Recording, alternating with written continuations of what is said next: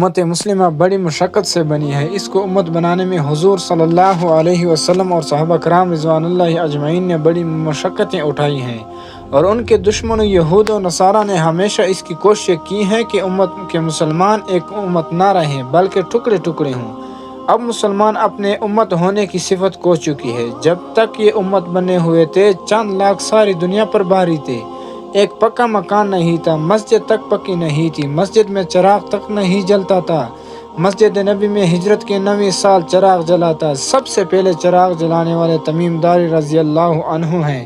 وہ سن 9 ہجری میں اسلام لائے، اور سن 9 ہجری تک نہ صرف قریب سارا عرب اسلام میں داخل ہو چکا تھا، بلکہ آپ صلی اللہ علیہ وسلم کی دعوت عرب کے باہر بھی پھیل چکی تھی، اور مختلف قومیں، مختلف زبانیں، مختلف قبیلے ایک امت بن چکے تھے۔ پھر یہ امت دنیا میں اٹھی، جدھر کو نکلی ملک کے ملک پیروں میں گرے۔ یہ امت اس طرح بنی تھی کہ ان کا کوئی آدمی اپنے خاندان، اپنی برادری، اپنی پارٹی، اپنی قوم، اپنے وطن، اپنی زبان کا حامی نہ تھا۔ مال و جائیداد اور بیوی بچوں کی طرف دیکھنے والا بھی نہ تھا، بلکہ ہر آدمی صرف یہ دیکھتا تھا کہ اللہ اور اس کے رسول صلی اللہ علیہ وسلم کیا فرماتے ہیں۔